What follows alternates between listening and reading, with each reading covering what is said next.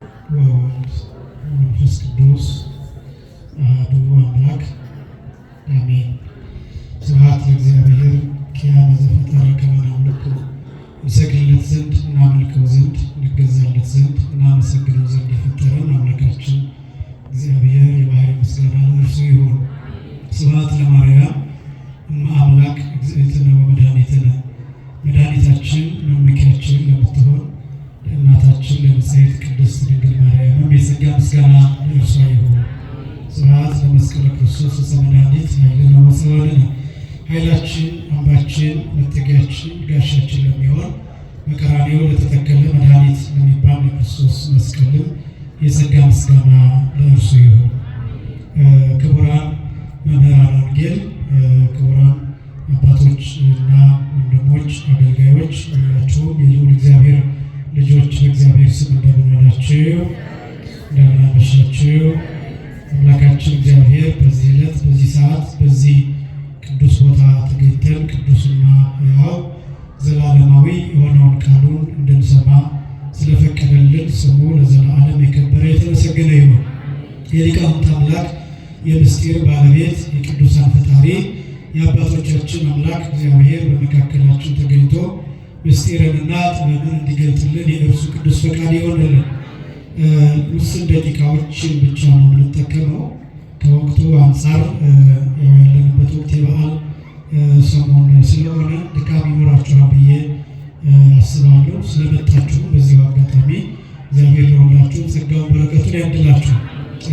ያው ብዙ ጊዜ የበዓል ሰሞን መርሃ ግብሮች ይበዛሉ፣ ፕሮግራሞች ይበዛሉ፣ ሰርግ ይኖራል፣ የሚበላ የሚጠጣ ብዙ ነገር ስለሚኖር በዚህ ምክንያት ያው የወንዶች ቁጥር ሳሳ ያለው ምናልባት አንድ ቦታ ተሰብስበን ብንሄድ እናገኛቸዋለን በእርግጠኝነት። ሴቶቹ በዚህ በኩል ወንዶቹ የት እንደሚያመሹ ማሳየት ችለዋል። የሴቶቹ ቁጥር ብዙ ነው፣ የወንዶቹ ቁጥር ትንሽ ነው። ስለዚህ ያልመጣው የት አካባቢ ሊገኝ እንደሚችል መጠቆም የሚችል ነው። እኔ ብዙ ጊዜ እላለሁኝ በቤተክርስቲያን በአምልኮ ጊዜ ብዙ ሆነው የሚገኙት ሴቶች ናቸው። በጉባኤ ጊዜ ብዙ ሆነው የሚገኙት ሴቶች ናቸው። በማስቀደስ ጊዜ ብዙ ሆነው የሚገኙት ሴቶች ናቸው። በእልልታ ጊዜ ብዙ እልል የሚሉት ሴቶች ናቸው።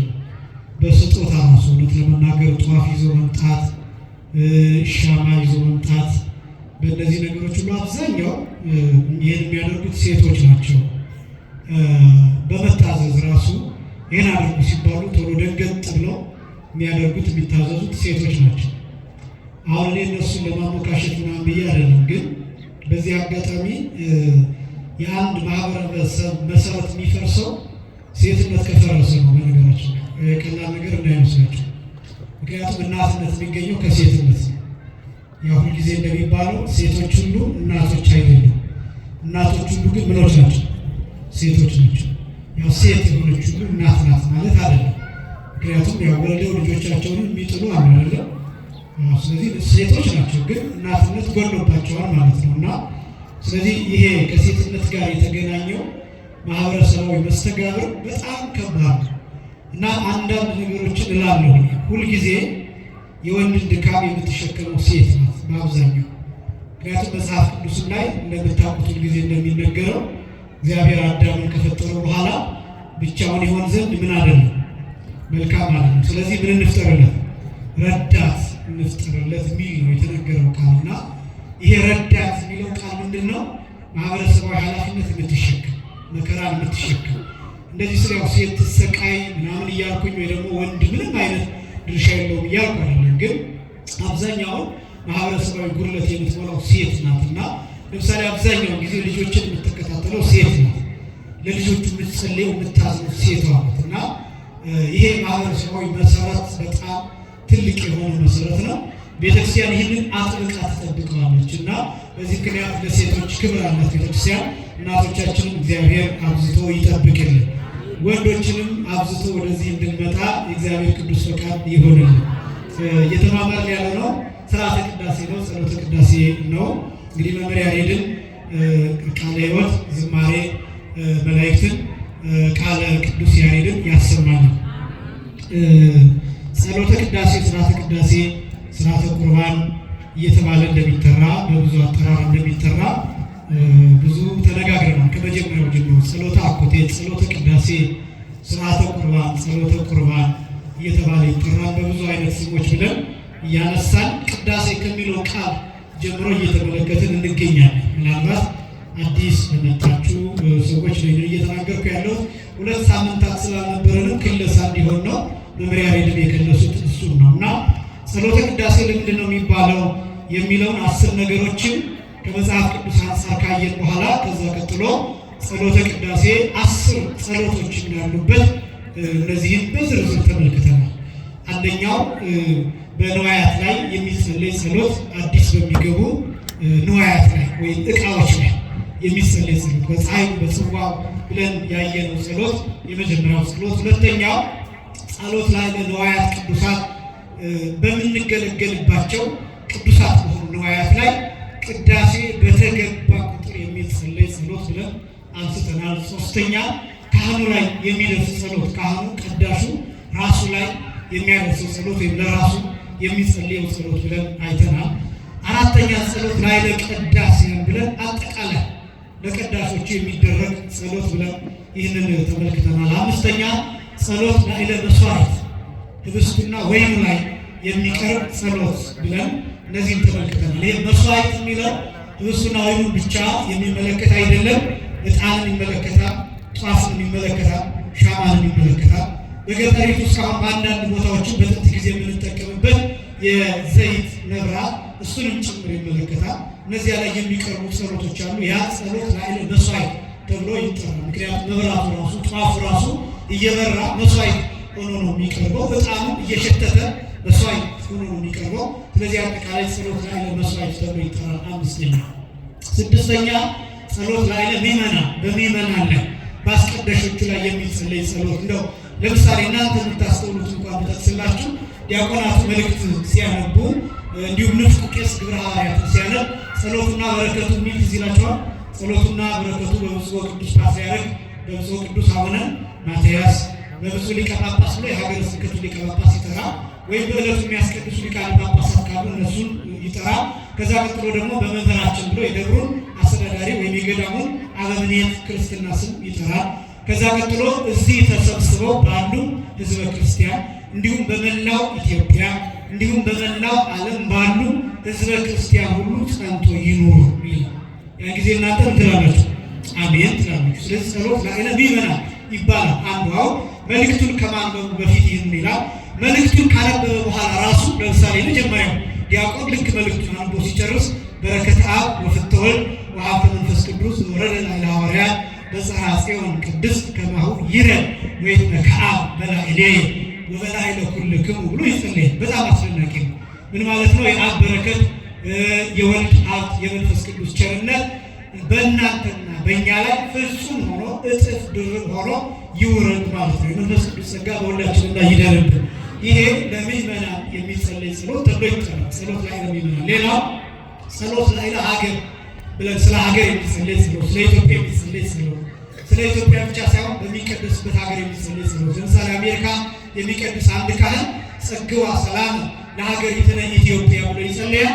በተመሳሳይ መልኩ ጸግዋ ሰላም ለሀገሪትነ አሜሪካ ብሎ ሊጸልይ ይችላል። ለሀገሪትነ ጀርመን ብሎ ሊጸልይ ይችላል። ጀርመን ውስጥ ከሆነ የሚቀድሰው፣ ፈረንሳይ ውስጥ ከሆነ የሚቀድሰው፣ ጅቡቲ ውስጥ ከሆነ የሚቀድሰው፣ ኬንያ ውስጥ ከሆነ የሚቀድሰው ኢትዮጵያ ኬንያ ያነሳል። ሌሎች ቦታዎች እንደውም በብዛት ኢትዮጵያና ኤርትራ እየተባሉ ሁለቱም እየተጠሩ ነው የሚቀደሰው። ምክንያቱም አብዛኛው ቦታ ኤርትራውያን በኢትዮጵያ ቤተክርስቲያን ያስቀድሳሉ። የኢትዮጵያ ኦርቶዶክስ ምእመናንም አብዛኞቹ በኤርትራ ቤተክርስቲያን የሚያስቀድሱበት ጊዜ ስላለ ኢትዮጵያ ኤርትራ እየተባለ ይጸልያል እና ጸሎት ላይ ለሀገር ይባላል። መጨረሻ ለዓለም የሚጸለይ ጸሎት አጠቃላይ ብለን ቅዳሴ ይሄን ያጠቃለለ መሆኑን አይተናል። ከዛ በዝርዝር ስርዓተ ቅዳሴው ራሱ ካህኑ ራሱ ላይ ምን ብሎ እንደሚጸልይ ቅዳሴያን በህብረት የሚጸልዩ ጸሎት፣ ከዛ በንዋየ ቤተክርስቲያን ወይም በንዋያተ ቅድሳቱ ላይ የሚጸልዩ ጸሎትና የቅዳሴያን ቀኖና እነዚህም በስፋትና በዝርዝር ከዚህ በፊት ተመልክተናል። ዩቲዩብ ላይ ተቀምጧል። ቃጥሎ ዩቲዩብ ላይ ማየት የምትፈልጉ እዚያ ላይ ማየት ትችላላችሁ። ሌላው ጉዞ ወደ ቤተልሔም የሚለውን ይህን በዝርዝር ተመልክተናል። ጉዞ ወደ 4 ሰዎች የሚሄዱ አሉ። አንድ ንፍቅ ቄስ ወይም ደግሞ ሁለተኛው ቄስ ጽና ይዞ፣ እዛ ደግሞ 3 ዲያቆናት ወደ ቤተልሔም ይጓዛሉ።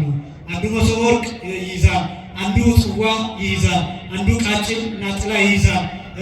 እነዚህ አራቱ ወደ ቤተልሔም ይሄዳሉ፣ ሁለቱ ከውጭ ይሆናሉ፣ ሁለቱ ወደ ውስጥ ይገባሉ። የምን ምሳሌ ነው የሚለው እነዚህን በዝርዝር ተመልክተን ከዛ ደግሞ ቤተልሔም ማለት ነው የሚል ሀሳብ አንስተን እሱንም በሰፊ ጊዜ ወስደን አይተናል። ቤተልሔም ማለት የእንጀራ ቤት ማለት ነው፣ የህብስት ቤት ማለት ነው።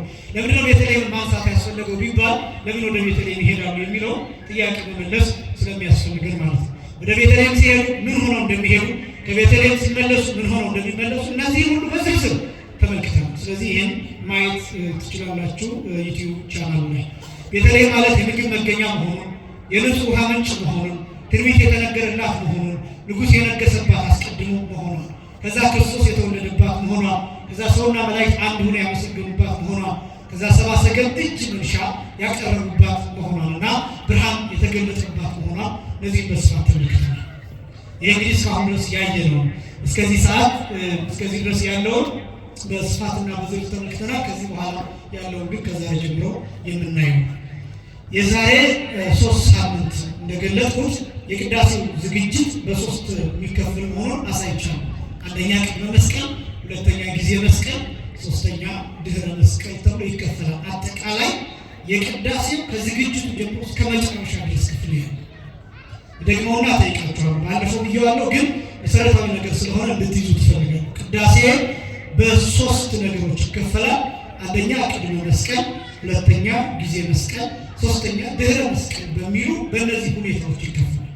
አንደኛ ምን አልኳችሁ? አንደኛ ቅድመ መስቀል፣ ሁለተኛ ጊዜ መስቀል፣ ሶስተኛ ድህረ መስቀል ተብሎ ይከፈላል። ለእናንተ በሚገባችሁ ቋንቋ ቅድመ መስቀል ማለት ከመስቀል በፊት ማለት ነው። ከመስቀል በፊት ቅድመ መስቀል ማለት። ሁለተኛ ጊዜ መስቀል ማለት በመስቀል ጊዜ። በምን ጊዜ ማለት ነው? በመስቀል ጊዜ። ሶስተኛ ድህረ መስቀል። ድህረ መስቀል ማለት ከመስቀል በኋላ። ከምን በኋላ? ከመስቀል በኋላ ማለት ነው። ከመስቀል በፊት፣ በመስቀል ጊዜ፣ ከመስቀል በኋላ። ከምን በፊት አልኳችሁ? በምን ጊዜ አልኳችሁ? ከምን በኋላ አልኳችሁ? ከመስቀል በኋላ። ቅዳሴ የሚከፈለው በእነዚህ በ3 ክፍሎች ነው ብዬ አስቀምጫለሁ።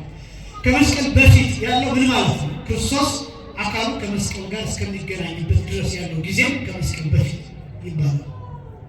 በመስቀል ጊዜ የሚባለው የጌታ አካል ከመስቀሉ ጋር በተገናኘበት ሰዓት ወይም ከተቸነከረበት ሰዓት ጀምሮ ያለው አካሉ ከመስቀል እስኪወርድ ድረስ ያለው ጊዜ የመስቀል ጊዜ ይባላል። ከመስቀል በኋላ የሚባለው አካሉ ከመስቀሉ ከወረደበት ቅጽበት በኋላ ያለው ጊዜ ከመስቀል በኋላ ተብሎ ይገለጣል። ስለዚህ የቅዳሴ ክፍል የሚከፈለው በዚህ ነው ብያቸዋለሁ። የመጀመሪያው የቅዳሴ ዝግጅት ክፍል ከመስቀል በፊት የሚለውን የሚያሳየው ከዝግጅቱ ጀምሮ አሃዱ አብ ቅዱስ እስከሚባል ድረስ ወይም አሃዱ እስከሚባል ድረስ ምን እስከሚባል ድረስ አቆጥ አሃዱ እስከሚባል ድረስ ያለው ጊዜ ከመስቀል በፊት ያለው ጊዜ ይወክላል። አሃዱ ከተባለበት ሰዓት ጀምሮ ዲያቆኑ ጸልዩ በእንቲአነ እስከሚልበት ጊዜ ድረስ ወይም ስጋ ወደሙ እስከሚሰጥበት ጊዜ ድረስ ያለው ጊዜ የመስቀል ጊዜ ይባላል። የምን ጊዜ ይባላል? የመስቀል ጊዜ ይባላል። ከዚያ በኋላ ከመስቀል በኋላ ያለው ጊዜ ደግሞ ምንን ይወክላል? ቅዱስ ስጋውን ክቡር ደሙን ይዘው ወይም ደግሞ ድርገት ተብሎ የሚጠራው ሰዓት ወደፊት እንመጣበታለን። ከዚያ በኋላ ያለው ጊዜ ከመስቀል በኋላ ያለውን ጊዜ ይወክላል ብለን እነዚህ ነገሮች አስቀምጠናል። ስለዚህ አሁንም ያለ ነው የቅዳሴው ስርዓት ላይ የቅዳሴው ዝግጅት ላይ ያለ ነው ከመስቀል በፊት ያለውን ጊዜ የሚወክል ነው። ከመስቀል በፊት ምክንያቱም አሁን ያለነው ገና አሐዱ አብ ቅዱስ ከመባሉ በፊት ያለውን እያየን እየተመለከትን ስለሆነ አሁን ያለንበት የዝግጅት ክፍል ምን አይነት ክፍል ነው ቢባል 4ቱ አገልጋዮች፣ 4ቱ ልዑካን፣ 4ቱ ካህናት ከቤተልሔም የተመለሱበት ነው። ከቤተልሔም ምን ያሉበት አልኳችሁ? የተመለሱበት። ወደ ቤተልሔም ሲሄዱ ዝም ብለው ይሄዳሉ ነበር ያልኳችሁ። ቃጭል አይሰማም፣ ምንም አይነት ዜማ አይሰማም፣ ምንም አይነት የምስጋና ድምፅ አይሰማም፣ ምንም አይነት ንግግር የለም። 4ቱ ልዑካን በህሊናቸው ወይም በራሳቸው የሚጸልዩት ጸሎት ይኖራል። ነገር ግን ምንም አይነት የምስጋና ድምፅ ግን አያሰሙም። ቃጭልም አይመታም ብያቸዋል። ወደ ቤተልሔም ከሄዱ በኋላ ግን መልክአ ኢየሱስ ይደገማል። ተፈሥሒ ኦ ቤተልሔም የሚለው የሰኞ ውዳሴ ማርያም ውስጥ ያለው እሱ ይጸለያል። ከዛ በኋላ ካህኑ ይጸልይና አቡነ ዘበሰማያት ይባልና ይፍታሕ ወይክተብ ወይም እግዚአብሔር ይፍታሕ የሚለው ማይሰራ ኃጢአት እግዚአብሔር ይፍታሕ ካለ በኋላ ከዛ ሰዓት ጀምሮ እምነበሃ ወይም መስቀል አብርሃ ወይም ደግሞ ኩሉ ዘገባ እያሉ መሶበ ወርቁን ይዘው ዕጣን እየታጠነ ቃጭሉ እየተመጣ እያዜሙ ወደ ቤተ መቅደሱ ይመለሳሉ። ከቤተልሔም ይመለሳሉ። ከየት ይመለሳሉ? ከቤተልሔም ይመለሳሉ። እና አንድ ነገር ነግሬያቸዋለሁ። ወደ ቤተልሔም ሲሄዱ ዝም ብለው ይሄዳሉ። ሲመጡ ግን እያመሰገኑ ይመጣሉ። ሲሄዱ ምን ብለው ይሄዳሉ ያልኳቸው? ወደ ቤተልሔም ዝም ብለው፣ ሲመለሱ ምን እያደረጉ ይመጣሉ? እያመሰገኑ። ሲሄዱ ዝም ብለው የሚሄዱት የብሉይ ኪዳን ሰዎች ምሳሌ ናቸው። የብሉይ ኪዳን ሰዎች ምሳሌ ለምን ሆኑ ቢባል የብሉይ ኪዳን ሰዎች ዝም ያሉ ነበሩ። ምን ማለት ነው? ልጅነታቸው የተነጠቀ ነበር። አባታችን ሆይ የሚለውን ጸሎት አይጸልዩም ነበር። እግዚአብሔርን አባት ብለው አይጠሩም ነበር። የልጅነት ስልጣን አልነበራቸውም። ገነት ዝግ ነበረች። መብት አልነበራቸውም። ሲኦል ክፍት ነበረ። ብዙዎች ወደ ሲኦል ይሄዱ ነበር እና አብርሃምን ጭምር ወደ ሲኦል ወርደው ነበር። ነገር ግን በሲኦል ውስጥ የእግዚአብሔር እጅ እንደ ድንኳን ሆናላቸው።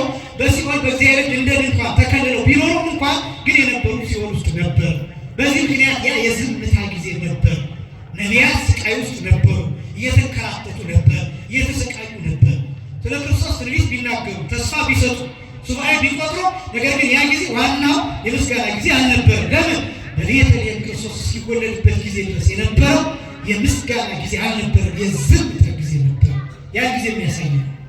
ሲሄዱ ዝም ብለው ብቻ አይደለም፣ ባዷቸውን ነው የሄዱት ብያቸዋለሁ። ባዷቸው መሶበ ወርቁ ባዶ ይዘው የሚሄዱ፣ ጽዋው ባዶ ይዘው የሚሄዱት። ሲመለሱ መሶበ ወርቁ ሞልቶ ነው የሚመለሱት። ለምን? ህብስት ይዘው ነው የሚመለሱት። ጽዋው ሞልቶ ነው የሚመለሱት። ለምን? ደም ይዘው ወይን ይዘው ነው የሚመለሱት። ሲሄዱ ባዷቸውን የሄዱት የነቢያት ምሳሌ ናቸው። የብሉይ ኪዳን ሰዎች ምሳሌ ናቸው። ባዶነት ምንን ያሳያል ቢባል ክርስቶስ በስጋ ያልተገለጠበት ዘመን፣ ስጋዊ ያልነበረበት ዘመን፣ ስጋና ደም ያልነበረበት ዘመን፣ ቁርባን ያልነበረበት ዘመን፣ የአዲስ ኪዳን መስዋዕት ያልተገለጠበት ዘመን፣ ጨለማ የነበረበት ዘመን፣ ፍዳ የነበረበት፣ ዕዳ የነበረበት፣ ሕይወት ያልነበረበት፣ ዘላለማዊ ሕይወት የተሰወረበት ያልተገለጠበት ዘመን ስለነበር የባዶነት ዘመን ነበር። ሲመለሱ ይዘው ይመለሳል። ምን ይዘው ይመለሳል? ህብስት። ምን ይዘው ይመለሳል? ወይ ይሄ ምን ያሳያል? አዲስ ኪዳን ያሳያል። አዲስ ኪዳን ምን አለ? ህብስት አለ፣ ወይን አለ። እሱ ማን? ክርስቶስ፣ የዘላለም ሕይወት እንጀራ፣ የዘላለም ሕይወት መጠጥ። እርሱ የተገለጠበት ዘመን ለማሳየት ሞልተው ይመለሳል። ባዷቸውን ሂደው ሲመለሱ ግን ሞልተው እያመሰገኑ ይመለሳሉ። ስለዚህ አሁን ያለው የትኛው ክፍል ላይ ነው? ከመስቀል በፊት ያለው ጊዜ ሰዓት ላይ ብለን ይህን በተደጋጋሚ ያሳይታል። ከዛ በኋላ ይህን እያመሰገኑ ይገባሉ። እንግዲህ እነዚህ አሁን መምህር ያሬድ እስካሁን ሲያስጠኑ የነበሩት እነዚህ ሶስት ትርጉሞች ብቻ በፍጥነት አሳይቼ አሁን ወደ ጥናቱ ወደ ክለሳው እንሄዳለን። መምህር ያሬድ እንደነገሩ ሰኞ፣ ማክሰኞ፣ ሐሙስ በእነዚህ በሶስቱ ቀናት ምን ይባላል? ምን ይባላል? ምን በሃ ይባላል። ረቡዕና ዓርብ ሲሆን ከሳምንት ውስጥ ረቡዕ፣ ዓርብ፣ ቅዳሜ ሲሆን ምን ይባላል? መስቀል አብሃ ይባላል። እሑድ ሲሆን ምን ይባላል? ምን ይባላል? ሁሉ ዘገብራ ይባላል። ወይም ደግሞ በወር ውስጥ 10 ቢሆን 27 ቢሆን በእነዚህ በሁለቱ ቀን በተለይ ከረቡዕ፣ ከዓርብ፣ ከቅዳሜ ውጭ በ10 እና በ27 መስቀል አብሃ ይባላል። እንመጣበታለን። ሰኞ፣ ማክሰኞ፣ ሐሙስ በዘወትር ከትንሣኤ ሳምንት ውጭ ከትንሣኤ ሳምንት ውጭ የትንሣኤ ሳምንት እንደ አንድ ሰንበት ይከበራል። ሰምታችሁኛል? በየዕለቱ ልክ እንደ ትንሣኤ የሚደርስ እንደ አንዲት ሰንበት እንደ አንዲት ዕለት ነው የምትቆጠሩ። እንደሁ ነው የሚቆጠሩ። ሰኞ፣ ማክሰኞ፣ ረቡዕም፣ ሐሙስም፣ ዓርብም፣ ቅዳሜም፣ እሑድም ከእሑድ እስከ እሑድ ቀደሰ ወአክብራ እየተባለ ነው። የዕለተ ሰንበት የፋሲካ የደረሰው ምንጣፍ እሱ እየተደረሰ ሳምንቱ በሙሉ ይቆያል። ስላለሙ ሊለያይ ይችላል። ነገር ግን ያቺ ቀደሰ ወአክብራ የምትለዋ ግን እሷ ግን እየተባለች እንደ አንዲት ሰንበት ስለምትቆጠር ከነዚያ ዕለታት ውጭ ከትንሣኤ ሳምንት ውጭ በሌሎቹ ጊዜያት ሰኞ፣ ማክሰኞ፣ ሐሙስ እምነበሃ ይባላል። ይህንን እያሉ ከቤተልሔም ይወጣሉ። ያን ጊዜ ካሁኑ ቢመጥን ግርም ዛቲ ዕለት የሚለውን ያሰማ። ይህንን እንመጣበታለን። ደግሞ ምን ማለት ነው? ምነበሃ የሚለው ምን ማለት ነው? የሚለው ምነበሃ ቅድስት ቤተ ክርስቲያን ስርጉት አረፋቲሃ ወስዕልት በእንቆጳዝዮ። እንግዲህ በዚህ ነው ስናምነው የሰነበት ነው፣ ስንማረው የሰነበት ነው።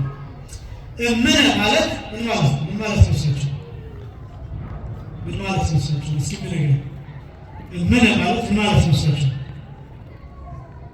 በግምት እሺ፣ ቢነግረኝ በግምት በጣም እግዚአብሔር ያክብርልን እድሜ ይስጥልን።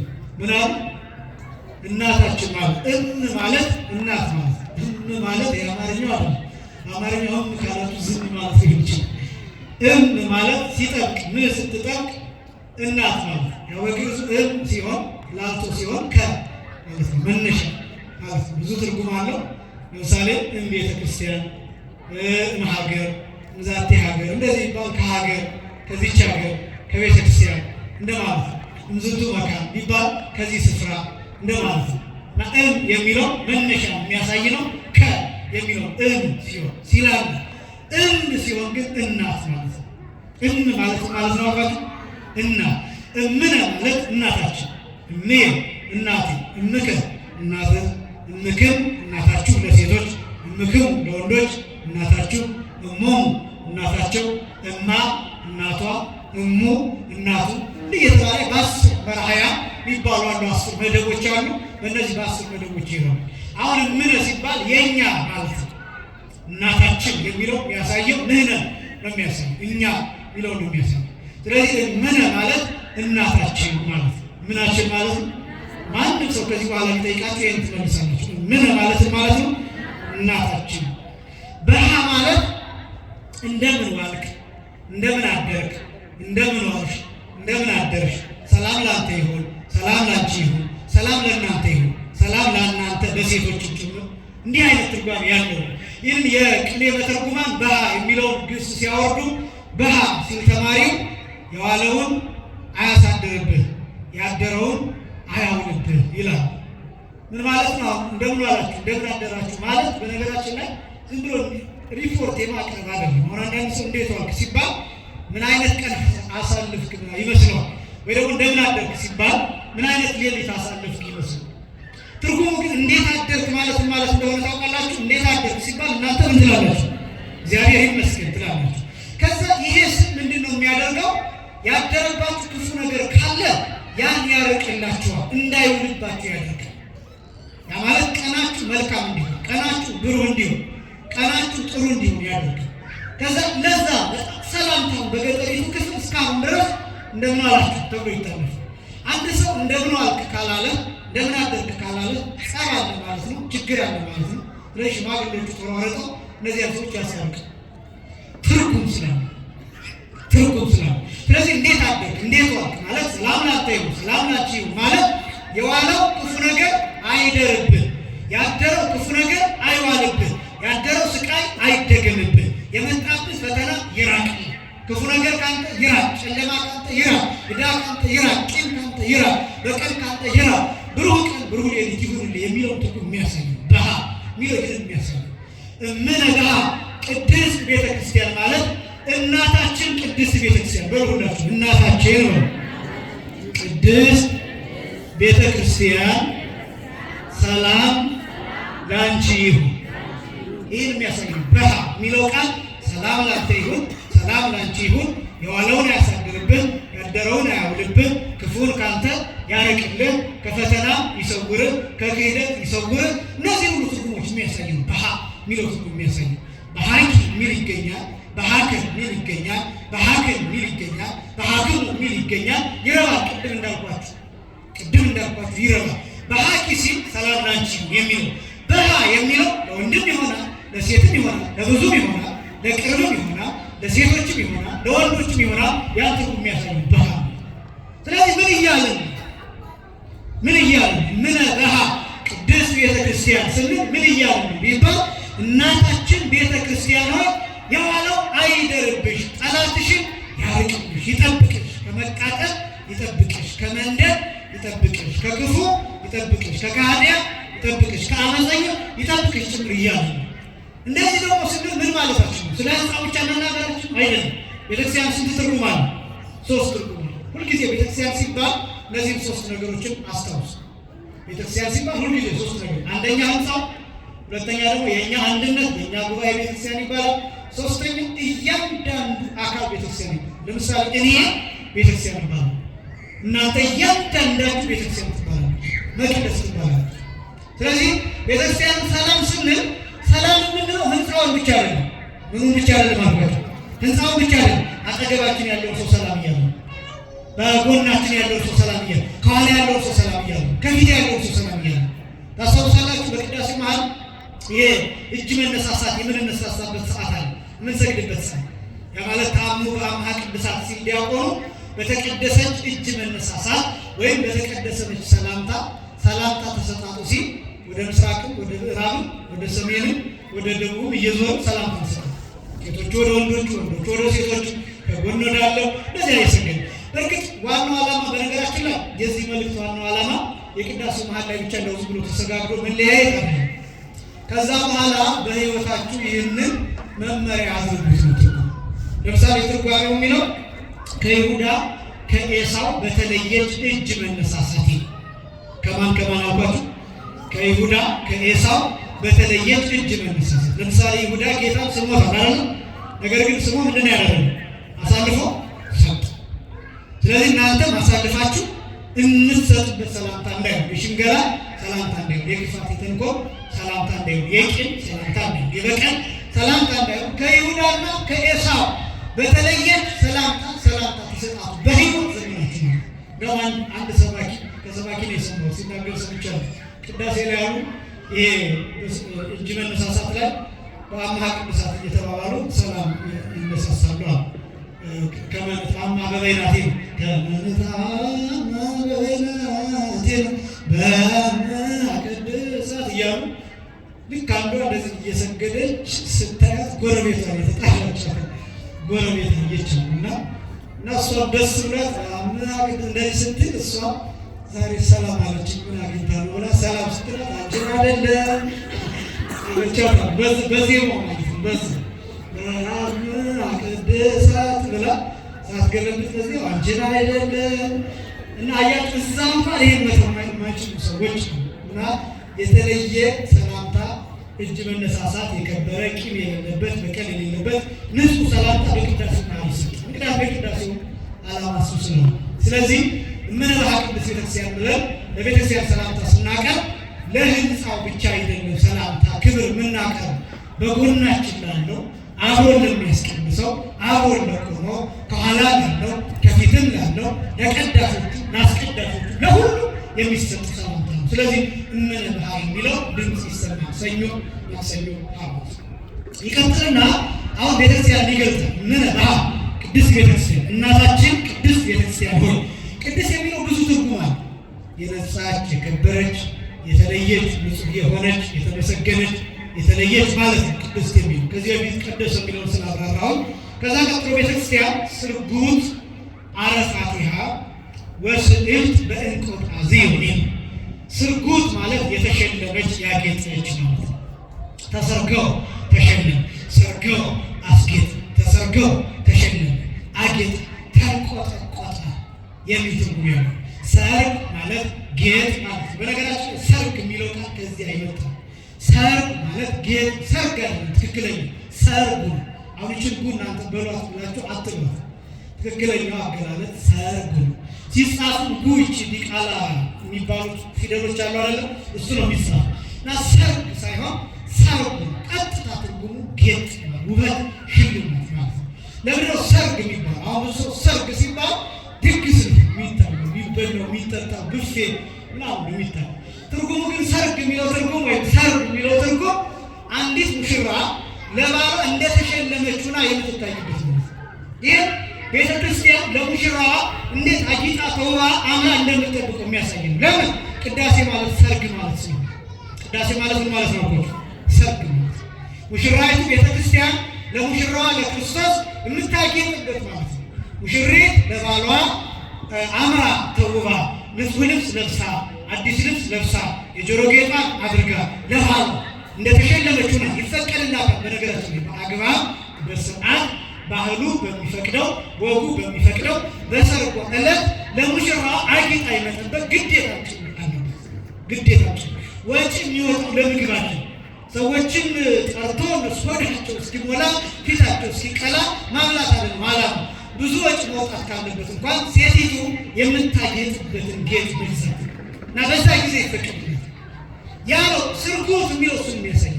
ሙሽራይቱ ወደ ሰርግ የምትገባበት ሰዓት ነው ቅዳሴ ማለት። ዕለት ዕለት ከሙሽራዋ ከክርስቶስ ጋር በፍቅር ቃል የምታወራበት ዕለት ዕለት የክርስቶስን የሙሽራዋን መስዋዕት ዕለት ዕለት የምታቀርብበት ማለት ነው። ሁልጊዜ እንደምለው ክርስቶስ ዕለት ዕለት ይሰዋል ማለት አይደለም።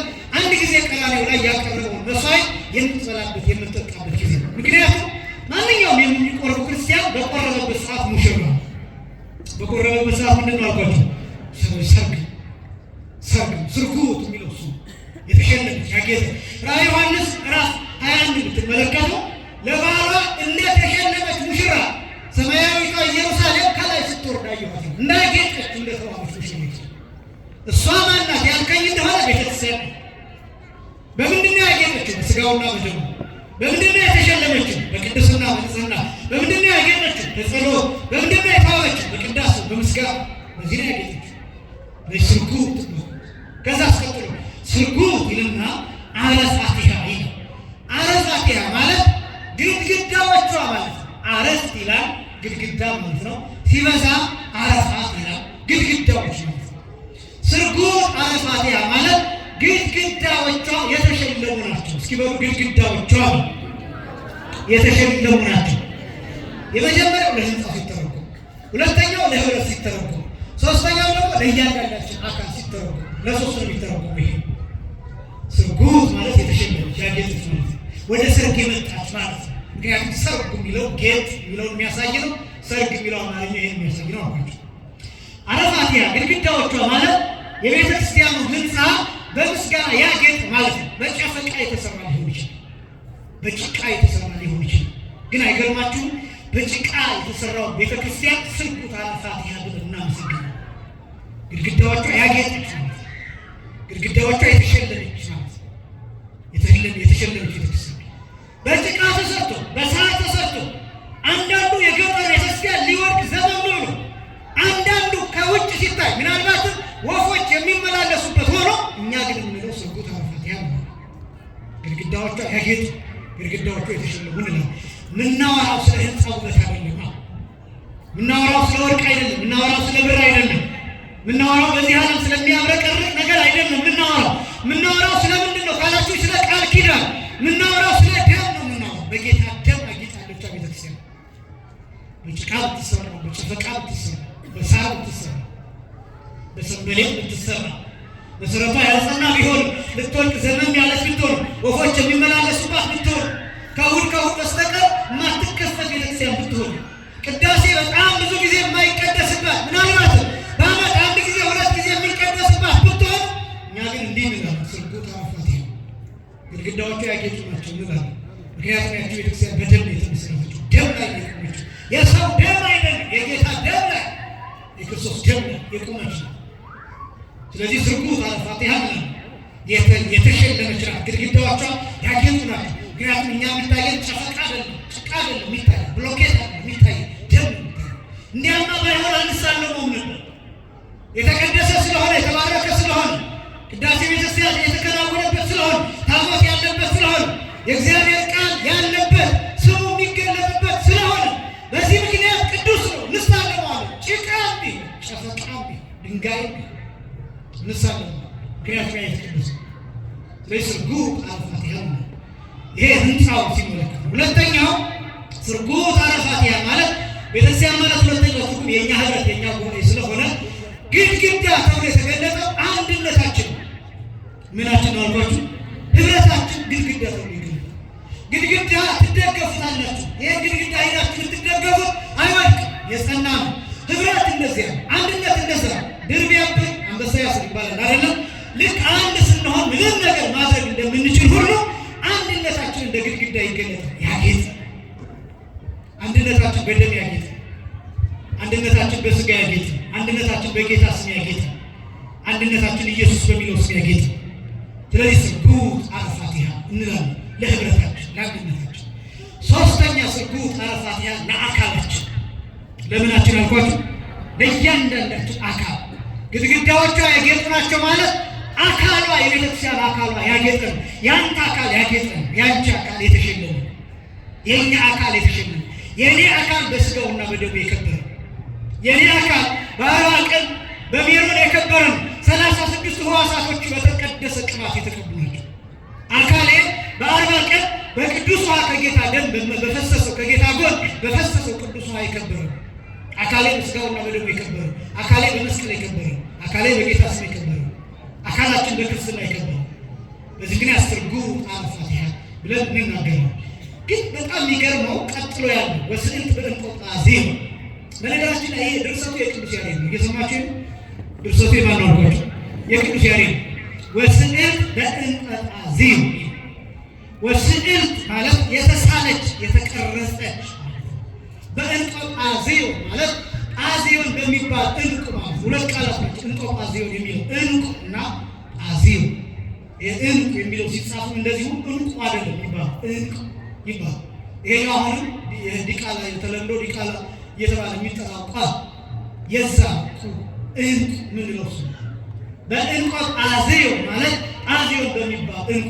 ወስዕልት ማለት ይሄ ሰአለ ለመነ የሚለው አይደለም። ሰአለ ቀረጸ ከሚለው የወጣ ሁለት ስለሆነ ሰአለ በእሳቱ ሰና በእሳቱ አ ሲጻፍ ለመነ ማለት ነው።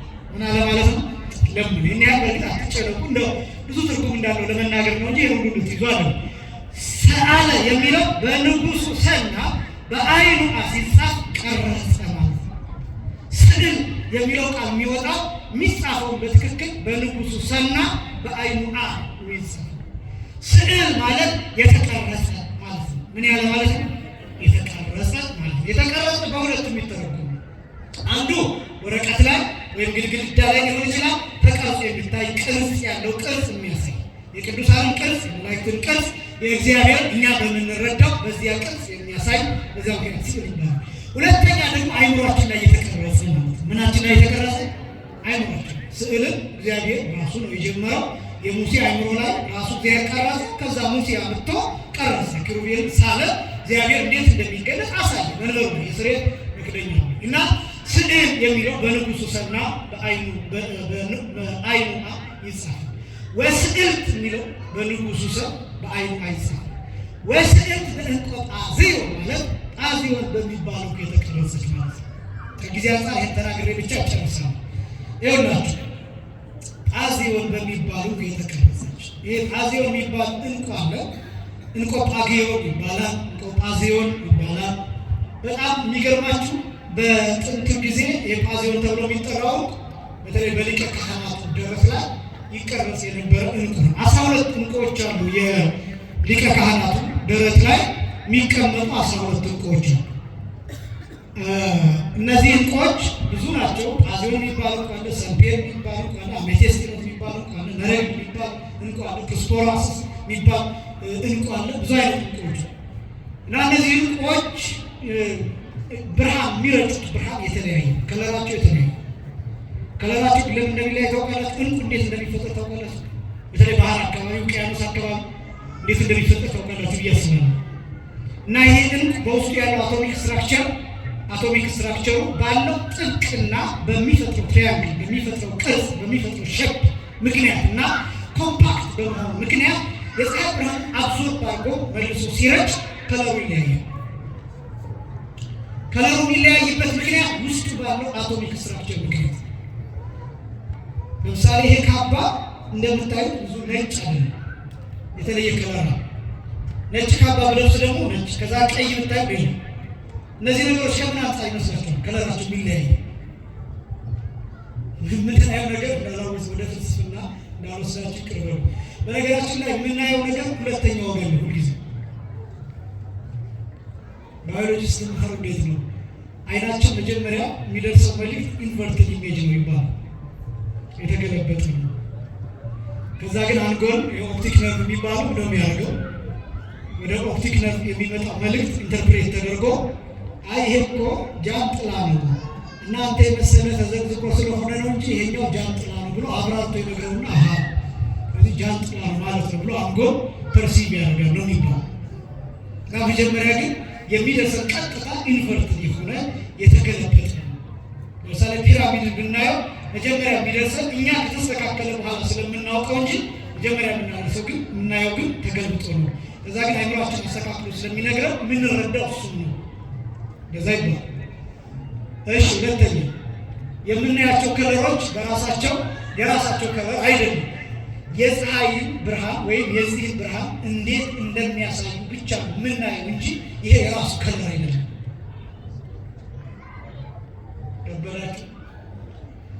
ያው ብዙ ጊዜ ለምሳሌ አንድ ነገር ላይ ፀሐይ ብርሃን ሲያልፍ ያ የፀሐይ ብርሃን ይሻል ጨለማ። አሁን ይሄ መብራት ጠፋ ነው እንዳይጠፋ እንጂ ደግሞ መብራት የመጥፋት ችግር ስለሌለበት እኛ ጋር ይሄ መብራት ቢጠፋ አንተያይ በድምፅ ብቻ ልታውቁ ትችላላችሁ። ገሌ እየተናገረ ነው ልትሉ ትችላላችሁ። የፀሐይ ብርሃን እስኪወጣ ድረስ ምናልባት የአንድን ሰው ማታውቁት ሰው ድምፅ ብትሰሙ ያንን ሰው የምታስቡት በድምፅ ብቻ ነው የምትስሉት በድምፅ ብቻ። ልክ ግን ብርሃን ከወጣ በኋላ ወይም ብርሃን ከበራ በኋላ ግን ሰውየውን ስታዩ እናንተ ያሰባችሁትና ሰውየው የተለያየ። ለምን እንደሆነ ታውቃላችሁ? እዚያ ነገር ላይ የሚያልፈው ብርሃን ለእናንተ የሚያደርሳችሁ የብርሃኑና የኦብጀክቱ ውህደት ነው። ለእናንተ የሚደርሳችሁ የኦብጀክቱና የፀሐዩ ብርሃን ውህደት ነው። ሁለተኛ ወገን ነው ለእናንተ የሚደርሳችሁ። በዚህ ነው አሜሪካ ላይ ታችሁ ታታውቁ። ስለ አሜሪካ ግን አንድ ነገር ታስባላችሁ። ሄዳችሁ ግን ስታዩት ምን ታስቡትና ምታዩት የተለየ። ስለዚህ ምን ይሆናል? ሁለተኛው ወገን ይሆናል። የፀሐይ ብርሃን ነገሮችን ግልጽ ያደርጋል። ግልጽ ሲያደርግላችሁ ግን ያ ግልጽ የሚሆንላችሁ ነገር የነገሩ ቀጥተኛ እውነተኛ ምንነት አይደለም።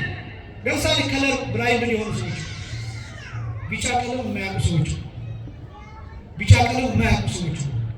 እነዚህ ቢጫ ቀለም የማያውቁ ሰዎች ቢጫ ይሄ ምንድን ነው ብላችሁ ታሳያችሁ አረንጓዴ ሊሏችሁ ይችላሉ። ቢጫው እናንተ ቢጫ ነው። ለምን? ለእነሱ አይን የሚደርሳቸው መልዕክት እናንተ ከምታውቁት የተለየ ሰው። ስለዚህ የፀሐይ ብርሃን ማለት እንደሱ ነው። እና አንድ ነገር የሚያሳየን መልሶ የሚነግረን ነገር የተለያዩ መልዕክቶች ናቸው። እንቁ የሚባለው እሱ ነው። ቀይ ፍም የሚመስል እንቁ አለ። የፀሐይ ብርሃን ሲያርፍበት ፍም የሚመስል እንቁ አለ። አረንጓዴ የሚያሳየን፣ ሰማያዊ የሚያሳየን። እነዚህ እንቁዎች የየራሳቸው ትርጉም አላቸው። እነዚህ 12ቱ እንቁዎች ለ12ቱ ነገደ እስራኤል ተሰጥተው ይተረጎማሉ። ለ12ቱ ነገደ እስራኤል ለምሳሌ ሞጣይት የሚባል አይታችሁ ከሆነ ካህናቱ ሲቀድሱ እዚህ ጋር የሚሆነው ታውቃላችሁ። ቄሶቹ ላይ የሚለብሱት ሞጣይት የሚባል ረጅ ከፊት ለፊት የሚሆን አሁን እንደዚህ አይነት ነው። ከዛ እነዚያ ላይ እንቁዎቹ እዚህ እንደፈርጡ ነው ይቀመጣሉ። 12 ናቸው። ስንት ናቸው አልኳችሁ? 12 ናቸው። 12 እንቁዎች ላይ ስም ይጻፋል። ምን ይጻፋል አልኳችሁ? ስም ይጻፋል። የይሁዳ ነገድ፣ የስምዖን ነገድ፣ የሌዊ ነገድ፣ የጋድ ነገድ፣ የዳን ነገድ፣ እንደዚህ ተብሎ የ12ቱ ነገድ ይጻፋል። ከዛ ሊቀ ካህናቱ ሄዶ በቅዱሰ ቅዱሳን ፊት ድፍት ሲል የ12ቱ ነገድ እስራኤል ኃጢአት ተሸክሞ በእግዚአብሔር ፊት ይወድቃል። በጣም አስደናቂ 12ቱ እንቁዎች ላይ ስማቸው ይጻፋል። ከእነዚህ ከ12ቱ እንቁዎች ውስጥ በሁለተኛ ደረጃ የሚቀመጠው በአንደኛ ረድፍ የሚቀመጠው ጳዚዮ የሚባል እንቁ። ምን የሚባል እንቁ አሏቸው? ጳዚዮ የሚባል እንቁ። በአንድ ረድፍ የመጀመሪያው ረድፍ እዚህ ደረቱ ላይ ልቡ ላይ የሚቀመጥ እንቁ በመጀመሪያ ረድፍ ላይ፣ በሁለተኛ ተራ ቁጥር ነው የሚቀመጠው ጳዚዮ የሚባል እንቁ። ይሄ እንቁ እዚህ ደረት ላይ ልብ ላይ የተቀመጠ ሆኖ የእስራኤላውያንን ኃጢአት ካህኑ ተሸክሞ በእግዚአብሔር ፊት እንደሚወድቅ ሁሉ ይቺ ቤተ ክርስቲያን ጳዚዮ እንቆጳጊዮ ተብሎ በሚጠራው እንቁ አጊጣ ተሸልማ ስለ ሕዝቡ ኃጢአት እየጸለየች እንደምትኖር የሚያሳይ ወስዕት በእንቆጳዚዮ ማለት ይሄ ነው። ጳዚዮን በሚባለው ያጌጠች የተሸለመች። ከዛ ካህኑ የሚቀድሰው ካህን ሞጣይቱን ይለብስና ስለ ሕዝቡ ኃጢአት በእግዚአብሔር ፊት ይቆም። ካህኑ ብቻ ነው የሚያስቀድሰው፣ ስለሌላው ሰው በእግዚአብሔር ፊት ይቆም። የሚያስቀድሰው ማስቀደስ አንዱ ትልቁ ጥቅም ይሄ። በምታስቀድሱበት ሰዓት ስለ ቤተሰቦቻችሁ ጭምር በእግዚአብሔር ፊት ትቆማለች። ምክንያቱም ቅዳሴ ውስጥ 8 ጸሎቶች አሉ ብለናል። ከእነዚህ ከ8 ጸሎቶች ውስጥ ስለ ሀገር መጸለይ፣ ስለ ምዕመናን መጸለይ፣ ስለ ዓለም መጸለይ፣ ስለ ክርስቲያኖች መጸለይ። ስለዚህ ስታስቀድሱ ትጸልያላችሁ። ስታስቀድሱ ሌሎችንም ታስባላችሁ። መቁረቡ ብቻ ነው፣ ስጋ ወደሙ መቀበሉ ብቻ ነው፣ መባረኩ ብቻ ነው፣ መቀደሱ ብቻ ነው፣ መለየቱ ብቻ ነው፣ መንጻቱ ብቻ ነው፣ ክብር ማግኘቱ ብቻ ነው። ስለ ሌሎች ጭምር በእግዚአብሔር ፊት ይቆማል።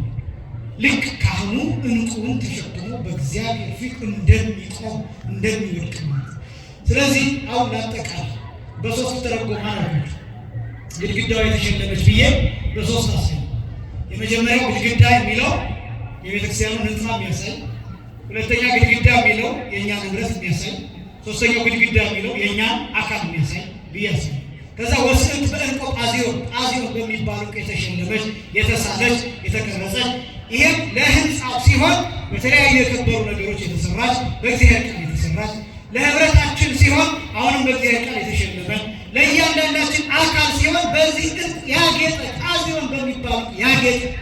ይህስ ምን ማለት ነው? በምልጃ ያጌጠ ማለት ነው። ጨረሱ። በምልጃ ያጌጠ። እንቁ የሚለው ቃል ጳዚዮን የሚለው ቃል ምልጃ ነው የሚወክል ነው። ምንን የሚወክል ነው አልኳችሁ? ምልጃ ልመና ነው የሚወክል ነው። ለምን? ካህኑ 12ቱ እንቁዎች በደረቱ ይዞ በማን ፊት ይቆማል አልኳችሁ? በእግዚአብሔር ፊት ይቆማል፣ በእግዚአብሔር ፊት ይሰግዳል። በ12ቱ እንቁዎች ላይ የ12ቱ ነገደ እስራኤል ስም ምን ይሆናል ብያቸዋል? ይጻፋል። የየነገዱ ስም ይጻፋል። በዚያ እንቁ የእያንዳንዱ የ12ቱ ነገደ እስራኤል ውክልና ይዞ በእግዚአብሔር ፊት እንደሚወድ ሁሉ የሚያስቀድስ ሰው አልኳችሁ። ምን የሚል ሰው አልኳችሁ? የሚያስቀድስ ሰው የቤተሰቡን ውክልና ይዞ በእግዚአብሔር ፊት ይቆማል። በማን ፊት ይቆማል? በዚህ ምክንያት ጳዚዮን በሚባሉ ያጌጠች፣ የተሾመች፣ የተሸለመች ብሎ የሚናገሩ ለዚህ ነው።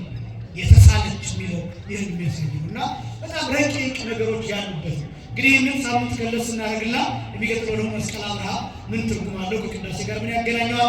እዛ ቀጥሎ ሁሉ ዘገብራ የሚለው እዛ ሃሌሉያ የሚለውን አይተን ወደ ቀጣዩ ክፍል እንሄዳለን። የሳምንት ሰዎች ይበለን። ያስተማረን የአባቶቻችን አምላክ እግዚአብሔር ይክበር ይመስገን። ከሰዓት አንፃር ቀጥታ ወደ መመሪያ እንሄዳለን። ቀጥታ ወደ ተሰጥኦ ዜማ ጥናት ማለት ነው። ያስተማረን የአባቶቻችን አምላክ እግዚአብሔር ይክበር ይመስገን።